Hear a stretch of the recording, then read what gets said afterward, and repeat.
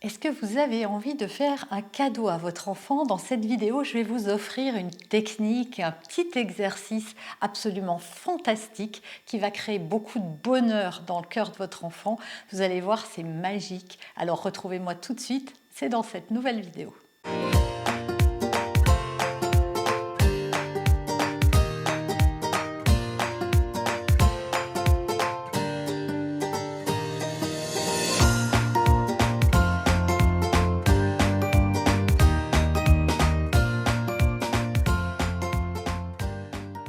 Bonjour, je suis Noémie de Saint-Cernin, votre coach parental et votre coach de développement personnel. On va parler aujourd'hui d'un cadeau à faire à votre enfant. Il va vous coûter 0 francs 0 centimes, mais je peux vous dire qu'il a plus de valeur que n'importe quel objet du commerce.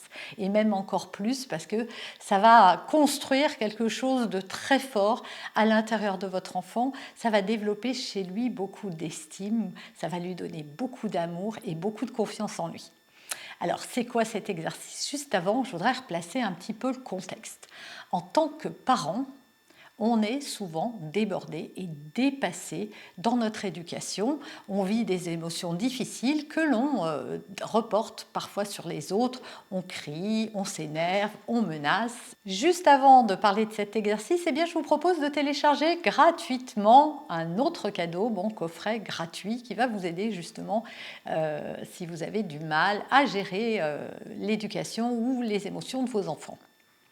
Mais voyons tout de suite cet exercice, mais avant, je voudrais poser un petit peu un cadre. En tant que maman, en tant que papa, mais surtout les mamans, puisque ce sont elles qui s'occupent le plus des enfants ou qui sont au contact de leurs enfants plus souvent dans la journée, eh bien, je voudrais leur dire que, en tant que maman, il est normal de s'énerver. Il est normal de quelquefois ne pas arriver à être une maman qui peut répondre aux besoins de ses enfants. Qu'il est difficile parfois, quand nous-mêmes nous sommes fatigués, épuisés, de pouvoir répondre positivement aux sollicitations incessantes des enfants, à leurs cris, à leurs énervements, à leurs besoins. Et donc, on se culpabilise souvent en tant que maman d'être pas suffisamment calme, de ne pas savoir avoir du recul sur certaines situations, de ne pas arriver à gérer nos propres émotions, de ne pas savoir comment accueillir celles de nos enfants. Et tout ça est bien normal. Jusque-là, rien d'anormal. Ce qu'il faut juste savoir, c'est que vos enfants, quand vous êtes en colère, quand vous êtes énervé, quand vous les menacez, quand vous les punissez, quand vous leur criez dessus, que vous leur hurlez dessus ou même pire, eh bien ça va créer beaucoup de stress dans leur cerveau.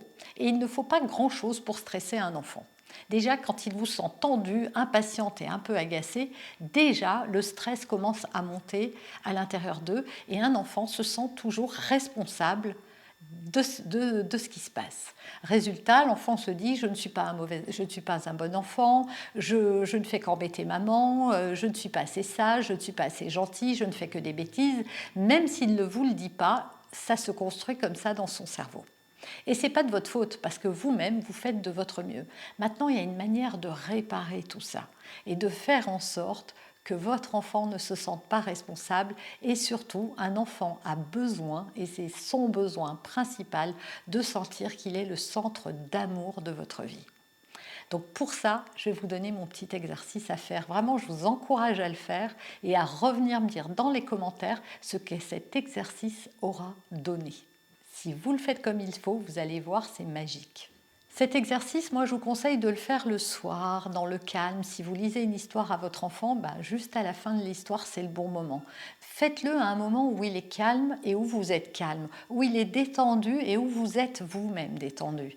Ne le faites pas dans un moment de stress, d'agacement ou juste parce qu'il faut le faire. Faites-le parce que c'est le bon moment de le faire. Votre enfant doit être complètement attentif à ce que vous dites et vous devez être complètement calme et concentré sur lui. Ce que je vous conseille, c'est de prendre son visage entre vos mains, de le regarder droit dans les yeux le plus près possible et de lui dire « Tu sais, il m'arrive d'être énervé, il m'arrive de te punir, de te gronder. Et je sais qu'il peut arriver à toi de te sentir responsable de ça.